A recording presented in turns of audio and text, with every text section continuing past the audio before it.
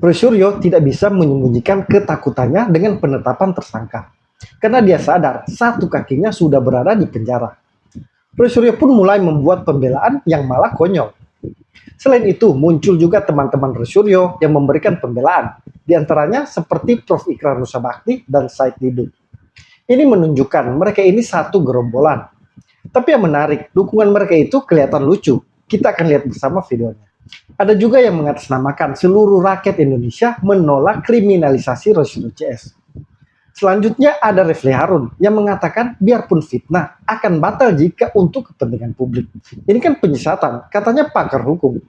Ada juga video tentang Michael Sinaga yang akhirnya membuat dirinya sendiri menjadi tersangka. Dan yang menarik, pernyataan dari salah satu pakar yang bikin marah sekretaris TPUA, sekaligus membungkam Prof. Ikrar dan Said Didu. Tak perlu berlama-lama, ayo kita simak dan kupas bersama satu persatu. Pertama, pembelaan konyol Prof. Ikrar ke Roy Suryo CS. Jumat pagi ini pada tanggal 7 November 2025 ya, Polda Metro Jaya menetapkan 8 orang sebagai tersangka kasus tudingan ijazah palsu Presiden ke-7 Republik Indonesia Joko Widodo. Ini akan menarik ya. Mengapa? Kalau benar-benar pengadilan ini bersifat netral, kemudian hakim dan juga jaksanya itu benar-benar bukan bagian dari mafia pengadilan ya. Kemudian saksi-saksi yang dipanggil itu juga nanti benar-benar adalah saksi-saksi yang memiliki suatu pengetahuan yang banyak tentang kasus ijazah palsu Jokowi ini tentunya akan membuka selebar-lebarnya apakah benar Jokowi itu punya ijazah asli dari Universitas Gadjah Mada ataukah juga punya ijazah asli dari satu institusi perguruan tinggi di Yogyakarta juga ya. Kenapa? Karena Jokowi itu dikatakan punya 2 ijazah. Yang satu itu adalah ijazah dalam bidang ekonomi dan keuangan ya, yang juga dituduh oleh Egy Sujana CS itu berasal dari milik Dumatno ya. Sementara kalau kita lihat insinyurnya itu juga bukanlah hasil dari ijazah yang dimiliki oleh Jokowi yang benar-benar asli ya. Jadi Polda Metro Jaya telah menetapkan 8 orang tersangka ya dalam perkara pencemaran nama baik ya, fitnah dan juga manipulasi data yang dilaporkan oleh Bapak Jokowi. Siapa yang menyatakan ini? Ini dikatakan oleh Kapolda Metro Jaya Irjen Polisi Asep Edi Suweri dalam konferensi pers di Polda Metro Jaya Jumat 7 November 2025 ini ya. Dalam perkara ini tersangka terbagi ke dalam 2 klaster.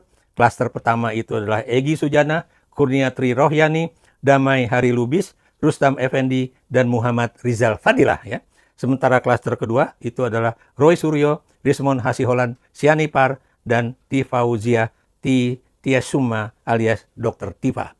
Ini kalau benar-benar pengadilannya berjalan dengan baik dan netral, saya yakin yang namanya mereka-mereka yang dituduh melakukan pemalsuan ataupun penghinaan ataupun menjelek-jelekan nama baik Joko Widodo pasti akan menang di pengadilan. Dan mereka akan terbebas dari tuduhan sebagai orang-orang yang mencemarkan nama baik Joko Widodo. Saya sering malu sendiri mendengar pernyataan-pernyataan profesor satu ini. Karena mengaku sudah belajar ilmu politik puluhan tahun. Tapi analisanya sering seperti pengamat warung kopi. Artinya sangat dangkal dan penuh dengan sentimen pribadi. Seperti kali ini juga, entah Prof. Ikrar ini belajar logika dari mana, atau belajar hukum apa, sehingga dengan cepat menarik kesimpulan bahwa Roy Suryo CS dan Egy Sujana akan menang di pengadilan. Yang sesatnya juga, cara dia membangun argumen. Dia sudah menyimpulkan kalau Jokowi menang berarti aparat penegak hukum berpihak. Padahal sudah jelas-jelas Roy Suryo CS ini menjadi tersangka karena sudah mencukupi alat bukti. Kelihatan juga Prof. Ikrar ini percaya sepenuhnya dengan pernyataan Roy Suryo dan Egy Sujana. Padahal UGM sendiri sudah menegaskan Jokowi alumninya dan mendapatkan ijazah resmi. Inilah dungunya profesor satu ini. Dia lebih percaya tukang fitnah tanpa legal standing dibandingkan instansi resmi seperti UGM sendiri. Teman-teman coba dengar pernyataan dari Ferry Irwandi ini dan coba jawab siapa yang layak jadi profesor. Ferry Irwandi atau Ikrar Nusabakti. Saya sering diprotes, kenapa diam soal ijazah palsu? Kedepannya mau gimana Pak Jokowi kalah di pengadilan itu nggak mungkin orang UGM-nya bilang itu asli. Kenapa isu ini yang harus dinaikin? Orang tuh kadang lupa Pak Jokowi itu seorang proletar, seorang Korea kalau kata Pak Bambang Pacul ya. tanpa darah biru bisa punya kekuasaan dan kekuatan tanpa partai sebesar itu gitu. Apalagi isu ijazah doang. 2 periode. Saya sampai simulasikan. Lu bayangin deh pengadilannya nanti nih Pak Jokowi ditanya ijazahnya. Halo Pak Jokowi, ijazahnya palsu atau asli? Asli. UGM asli nggak yang ngeluarin? Asli. Selesai. Sesimpel itu. Sampai nggak bang, masih ada peluang itu. Yang penting ada foto aslinya, diuji forensik ke Singapura. Ngapain? Ngapain? Oh, misal kalau di Singapura keluar, wah ini hasilnya palsu. OGM-nya bilang asli kok. Itu mana? Ferry Irwandi ini hanya mencontohkan logika sederhana, sekaligus logika hukum yang akan digunakan nanti. Bagi saya, masih Ferry Irwandi lebih layak diangkat profesor dibanding Ikrar Nusa Bakti ini. Kedua, Said Didu ikut bela Roy Suryo CS yang jadi tersangka. Assalamualaikum warahmatullahi wabarakatuh. Saya Muhammad Said Didu menyatakan membersamai dan mendukung perjuangan teman-teman Roy Suryo, Rismon, Dr. Tipa, dan 5 tersangka lainnya untuk membuka kebenaran yang terjadi terkait dengan ijazah mantan Presiden Joko Widodo. Selamat berjuang, kami akan selalu membersamai untuk membuka kebenaran. Terima kasih. Assalamualaikum warahmatullahi wabarakatuh. Coba dengar kata-kata Said Didu ini, membuka kebenaran. Kebenarannya mana? Semua instansi yang punya legal standing seperti UGM, KPU, dan lapor Mabes Polri sudah menyatakan asli. Tapi kok Said Didu percaya ke orang-orang yang langsung memfitnah hanya melihat foto ijazah yang bertebaran di medsos? Kebenaran yang mana Pak Said Didu? Jangan hanya mengklaim kebenaran itu milik kalian. Kebenaran itu harus diuji di pengadilan. Kalau pengadilan menyatakan Roy Suryo bersalah, apakah Said Didu akan terima? Saya prediksi tidak. Said Didu seperti Prof. Ikrar Nusa Bakti tadi, sudah mencap kalau Roy Suryo CS kalah berarti pengadilan tidak netral. Ini kan sesat. Dan framing-framing seperti inilah yang mereka tebarkan dan dipercaya pendukungnya, bahwa seolah-olah mereka berjuang untuk kebenaran, padahal hanya pembenaran atas fitnah. Ketiga, Refli Harun sebut fitnah akan batal jika untuk kepentingan publik. Dan fitnah itu akan batal kalau seseorang itu bertindak atas nama kepentingan publik. Oke, saya tanya. Refli Harun ini makin kesini kok makin keluar dari ilmunya. Katanya pakar hukum. Kok sebut fitnah akan batal demi kepentingan publik? Namanya fitnah ya fitnah. Dan tidak ada orang yang memfitnah orang lain untuk kepentingan publik. Tapi beginilah otak pakar kalau tidak objektif lagi dalam berargumen sesuai keilmuannya. Karena orientasi narasi Refli Harun ini memang dibangun hanya untuk membela Roy Suryo CS. Jadi dia berupaya membuat narasi yang meringankan Roy Suryo CS dan menyerang Jokowi. Tapi pernyataan kali ini memang keterlaluan untuk seorang yang berlabel pakar hukum. 4. Bawa nama seluruh rakyat Indonesia yang membela Roy Suryo CS. Itu atas penetapan tersangka kepada anak bangsa yang ingin berkontribusi membangun dan memperbaiki bangsa ini, yaitu Bapak Roy Suryo, Dr. Rismon, Dr. Tirta, serta 5 nama lainnya, maka Sekretariat bersama seluruh rakyat menyatakan sikap sebagai berikut. 1. Menolak keras kriminalisasi oleh Polda Metro Jaya kepada masyarakat yang ingin menegakkan kebenaran dan memperjuangkan keadilan. Dilanjut oleh rekan yang lain. 2. Meminta Polda Metro Jaya untuk mencabut status tersangka kepada 8 nama karena cacat hukum. 3. Meminta Polri tidak mengkriminalisasi telaah ilmiah yang dilakukan oleh orang yang berkompeten. 4. Meminta saudara Joko Widodo tidak memanfaatkan permasalahan ijazah ini untuk kepentingan pribadi dan kelompoknya dan segera bersikap negarawan menunjukkan ijazahnya kepada masyarakat. 5. Meminta Kapolri Jenderal Sigit Listio Prabowo untuk menyelidiki dugaan ketidakprofesionalan, transparan, dan objektif dari penyidik kepolisian dalam penanganan kasus ijazah Joko Widodo. 6. Meminta tim reformasi Polri untuk membalikan fungsi Polri, memberantas oknum-oknum Polri yang tidak profesional menyempit kewenangan Polri agar tidak menjadi superpower dalam penegakan hukum. 7. Meminta kepada Presiden Prabowo Subianto untuk mencopot Kapolri Setio Sigit Prabowo karena merawat sikap Polri yang tebang pilih kasus, tidak netral dan profesional, tidak transparan dan objektif, serta syarat kepentingan tertentu bertentangan dengan semangat reformasi Polri yang dicanangkan Presiden Prabowo Subianto. 8. Meminta kepada Presiden Prabowo Subianto untuk bersikap tegas dan berani menegakkan kebenaran dan keadilan serta memberikan rasa aman masyarakat dari penegakan hukum yang tebang pilih.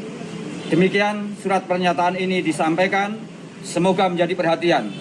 Solo, 11 November 2025, Presidium Sekber, Sekretaris Bersama Solo Raya, Ustadz Sobaren Sakur, Dr. Andes Yusuf Parno, dan Bapak Rus Utaryono SH.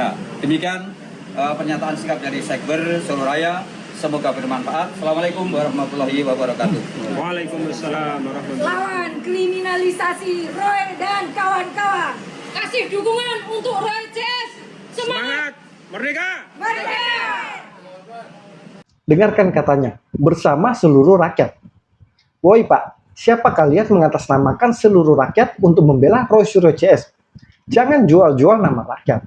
Malahan banyak rakyat yang ingin Roy Suryo CS cepat-cepat disidang dan dimasukkan ke penjara karena suka menebar fitnah dan kebencian. Tapi inilah sesatnya Roy Suryo CS dan pendukungnya.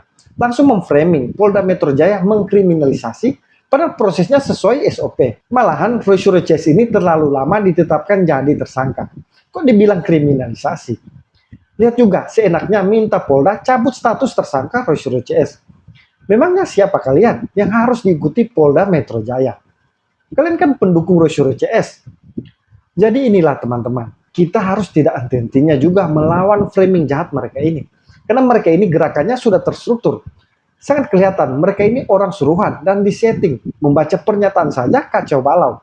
Dan kelihatan sengaja dipakai banyak emak-emak supaya kelihatan betul-betul rakyat. Padahal mereka ini memang pendukungnya Roy Suryo yang sudah disetting. Kelima, pengacara Roy Suryo diskakmat pengacara Jokowi. Bang Petrus ditetapkan sebagai tersangka, Roy Suryo CS juga dikenakan pasal berlapis. Apakah menurut Anda ini sudah proporsional atau sengaja memaksimalkan hukuman kepolisian? Ya, memang dari sejak awal kita tidak sepakat soal penempatan pasal 32, 35 Undang-Undang ITE. Karena pasal-pasal itu jauh dari apa yang disangkakan di dalam pasal utama mengenai pencemaran nama baik itu. Sehingga kita anggap ini rekayasa penyidik untuk bisa selama mungkin kalau terjadi penahanan, maka penahanan itu akan makan waktu cukup lama. Karena ancaman pidananya kan di atas 7 tahun.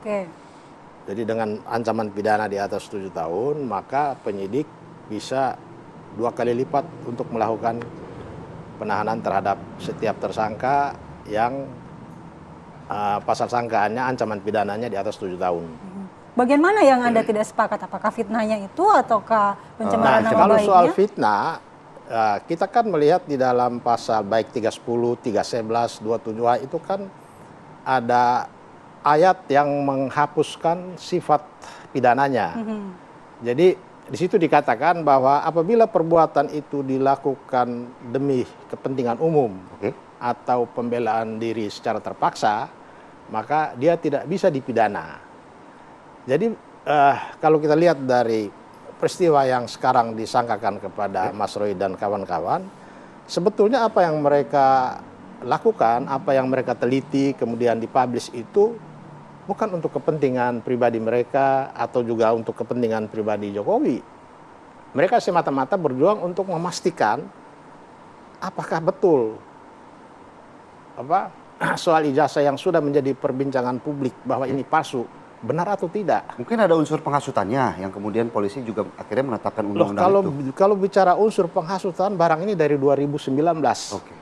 kenapa pada saat mulai ramai di 2019 itu Polri tidak langsung ambil langkah penyidikan atau penyelidikan, membiarkan berlarut-larut sampai masyarakat harus melapor.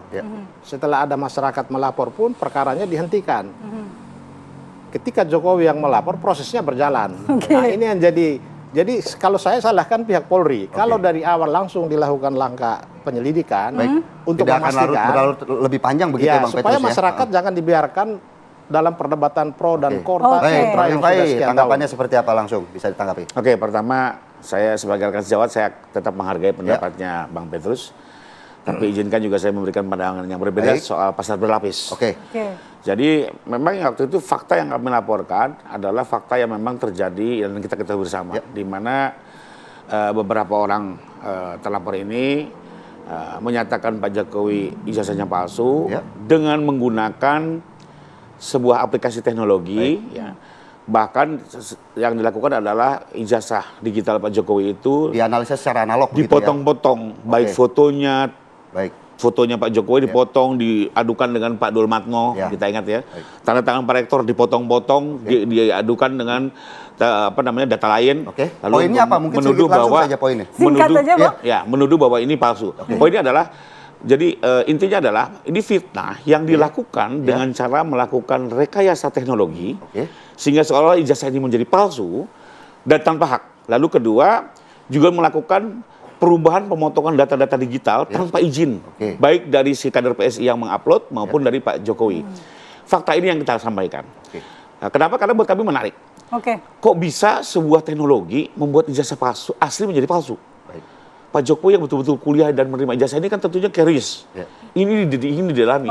Dan ternyata setelah 22 ahli diperiksa, terlihat bahwa memang apa yang dilakukan ini adalah rekayasa teknologi yang tidak sah. Tapi nanti saya nggak mendahului, silakan di persidangan nanti diuji. Nanti kita tunggu di persidangan. Jadi artinya memang selain 310 dan 311, ada pasal 32 dan 35 yang memang ada faktanya. Baik. Apakah ini terbukti atau tidak? Nanti di persidangan. Jadi contohnya gini, orang menipu misalnya sedang seolah-olah punya tender batubara. Ternyata kemenangan tender ini palsu. Maka memang kita bisa menggunakan adalah 3738 dan 263. Ya, itu yang kita tunggu. Bagaimana kemudian soal yang kedua soal kepentingan umum, saya mau komentari. Langsung saja pendek aja. Menurut saya ini nggak kepentingan umum, tapi lebih kepada kepentingan politik. Baik. Karena kita ketahui bersama bahwa nanti di persidangan dibuktikan. tidak objektif. Narasi yang coba dibangun pengacara Roy Suryo bahwa seolah-olah fitnah mereka demi kepentingan publik. Pertanyaannya, publik yang mana? Mayoritas percaya ijazah Jokowi asli. Ada surveinya juga. Yang tidak percaya, ya hanya kelompok pembenci Jokowi. Malahan ini adalah alat untuk menyerang nama baik Jokowi. Jadi tepat yang dikatakan pengacara Jokowi. Roy Suryo CS memang tujuan merusak nama baik Jokowi dengan sengaja memfitnah ijazah palsu dengan sosok menggunakan teknologi. 6. Sekjen TPUA marah disebut kalah 6-0 dari Jokowi. Kalau soal beban pembuktian, rasa-rasanya dari polisi ini udah hampir selesai. Sudah hampir selesai. Kenapa? Dari polisi lah ya. Iya betul. Oke, baik. Kenapa? Benar Bang Asyam, Karena ditahan. ya polisi sudah mendeklar penetapan tersangka. Ini pasti hati-hati. Betul. Sudah pasti, apalagi perkara publik besar begini. Nah, kehati-hatian mereka itu kan dalam rangka tadi memenuhi standar minimum alat bukti tadi yang fokusnya kepada kuantitas. Nah, kemudian yang kedua, tadi betul ada kuantitas. Betul, ada hak dari kliennya Bang Azam ini untuk mengajukan saksi, untuk mengajukan ahli. Tapi apakah itu bisa changing the game atau merubah peta permainan? Enggak. Very unlikely lah. Ya, tapi very bukan unlikely. jangan ditafsirkan begitu juga dong. Sebentar, Berikan kesempatan. Iya, sebentar Bang Azam, ini sebentar giliran Bang Aris dulu. Very unlikely. Kenapa? Karena ketika polisi sudah mendeklar tersangka, dia sudah punya kesimpulan. Kalaupun ini praktek yang terjadi ya, kalaupun kliennya Bang Azam mengajukan periksa ahli ini, periksa saksi ini, sadly itu hanya seperti formalitas belaka aja, karena kesimpulan itu sudah diambil terlebih dahulu. Itu harusnya tidak. Oke, itu yang pertama. Harusnya yang kedua, saya mau mengulang lagi penjelasan saya tentang bagaimana sih memahami kasus ini nih secara sederhana. Jadi gini, yang pertama kita ini kan bicara soal kebenaran ijazah. Ya, sekarang ada dua pihak, ada pihak dari kepolisian, ada pihak dari kliennya Bang Azam. Nah, polisi ini dia itu diberikan oleh undang-undang untuk melakukan monopoli kebenaran. Dalam tanda petik monopolinya. Monopoli kebenaran melalui yang namanya Undang-Undang Hukum Acara Pidana. Nah, di situ di hukum acara pidana dikatakan, untuk menetapkan tersangka kamu harus punya bukti yang cukup. Dikasih tahu apa itu bukti yang cukup. Nah, itu prosedur. Dan dalam kerangka ini, bukti yang cukup itu saya sudah selalu katakan sudah dipenuhi oleh polisi ini. Karena dasarnya tadi kuantitas. Kuantitas cuma 2, polisi bilang saya punya udah meriksa 100 lebih. Sudah lebih jauh lebih banyak. Nah, sekarang ya tugasnya Bang Azam ini adalah bagaimana mengatakan monopoli kebenaran yang dilakukan oleh penegak hukum itu berbeda dengan kebenaran sesungguhnya. Itu kata kuncinya. Karena mungkin di dunia hukum kebenaran yang didefinisikan oleh otoritas itu berbeda dengan kebenaran aslinya. Itu namanya rekayasa kasus. Nah, sekarang tugasnya Bang Azam ini berat. Ya, kalau pertama saya udah bilang 3-0, mungkin sekarang mohon maaf udah 2 kalinya nih, udah 6-0 lebih.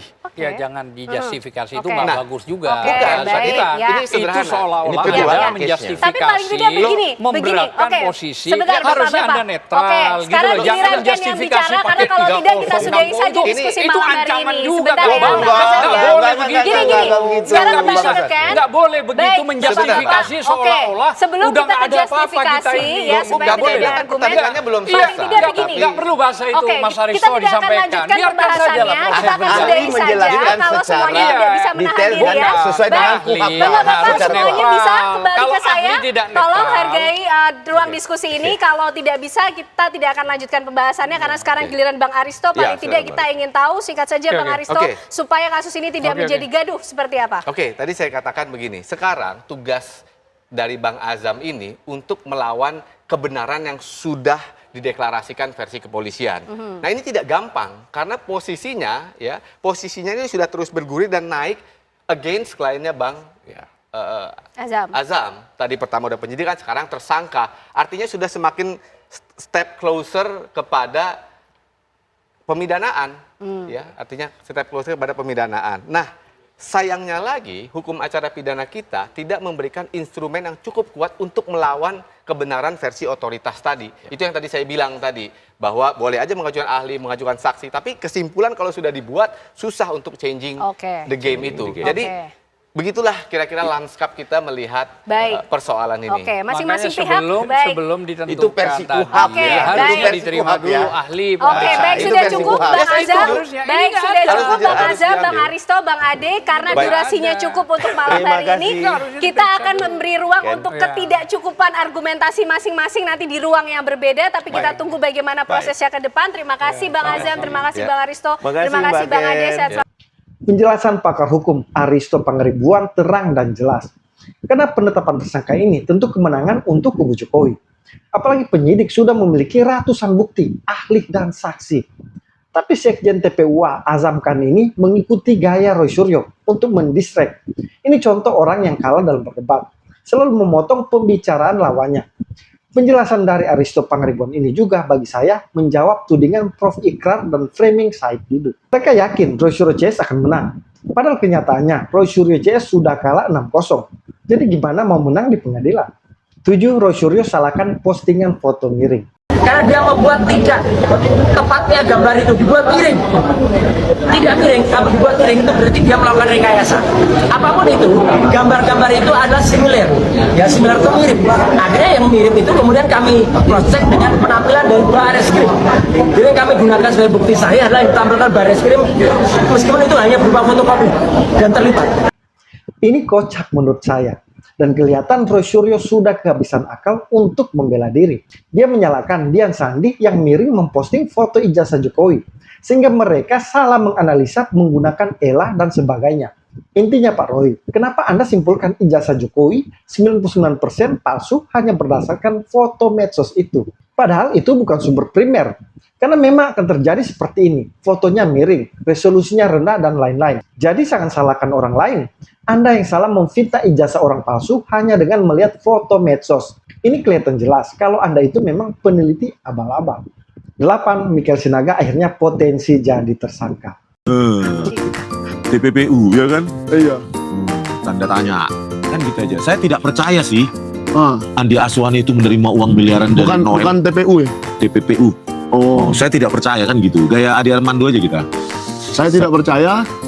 Andi Azwan tidak terlibat pencucian uang. Loh, tidak. Saya tidak percaya. Gimana sih? Saya tidak percaya. Andi Azwan. Andi Azwan itu kena TPPU. Oh, Andi Azwan terlibat pencucian uang. Gitu. Uang miliaran. Jadi percayanya apa? Dari Noel. Hah? Triliunan. Saya belum pernah lihat Andi Azwan sholat Jumat. Hah? Saya belum pernah lihat Andi Azwan sholat Jumat. Di mana dia mau sholat, kiblatnya juga jangan-jangan nggak tahu dia kiblat di mana. Ada yang bilang katanya turunan PKI, enggak? Ada yang bilang gitu ya? Bisa jadi Ada yang kalau bilang ya? Ya kan mereka kan sering mengatakan tanda tanya gitu ya. Kita bilang aja, Andi Azwan keturunan PKI, tanda tanya. Ya sudah. Apakah benar Andi Azwan kau turunan PKI? Tanda tanya. Kan parah itu. Oh, jadi ada isu bahwa Andi Azwan ini adalah keturunan PKI. Tanda tanya. Ya kalau menurut saya Pak Andi Azwan harus segera mengklarifikasi ini. Ya jangan sampai kalian ya CNN, Metro, Rakyat Bersuara, iNews, semua kena prank. Karena ini sudah kena prank loh media-media besar ini. Iya. Yang selalu mengundang Andi Azwan yang ternyata keturunan PKI. Kalau ini benar. Tanda tanya. Kalau ini benar. Makanya kan tanda tanya. Iya, makanya kan masyarakat jadi bertanya-tanya.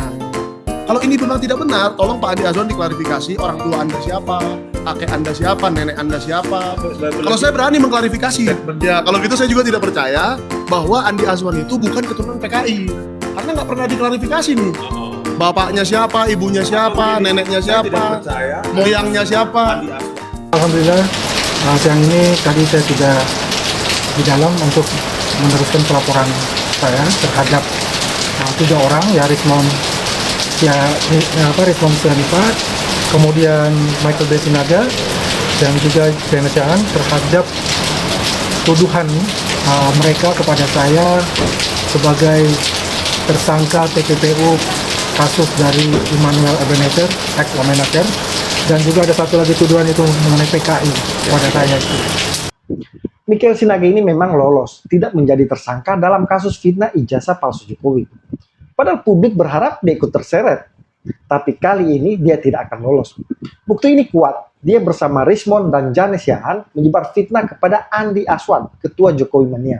Mereka menyebut Andi Azwan keturunan PKI, terlibat pencucian uang dan tidak pernah sholat. Jadi ini contohnya juga narasi fitnah yang dimainkan Rismond CS. Seperti yang dimainkan untuk menyerang ijazah palsu Jokowi. Mereka memang sengaja membangun framing jahat dan fitnah. Andi Azwan sudah mempolisikan kasus ini dan dipastikan Michael Sinaga, Rismond, dan Janes Yahan akan mendapatkan ganjarannya. Itulah beberapa isu terupdate berkaitan dengan Roy Suryo CS menjadi tersangka. Saya yakin 100% Roy Suryo akan dinyatakan bersalah dan masuk penjara. Secara khusus, saya tantang Prof. Ikrar yang punya keyakinan sebaliknya. Yang yakin Roy Suryo CS akan menang di pengadilan. Kalau Prof. Ikrar berani, siapa yang kalah hapus channel YouTube-nya masing-masing. Kalau pihak Jokowi kalah, saya hapus channel saya ini. Tapi sebaiknya juga kalau Roy Suryo CS kalah, Prof. Ikrar hapus channel YouTube-nya. Tolong teman-teman teruskan tantangan ini sampai ke Prof. Ikrar. Terakhir teman-teman, tolong sebarkan narasi-narasi seperti ini sebagai bentuk perlawanan kita. Karena para pembuat framing jahat dan fitnah ini tidak pernah kendor menyebarkan narasi mereka. Jadi kita juga tidak boleh lelah dan kalah. Karena narasi hanya bisa kita lawan dengan narasi. Salam kontra narasi.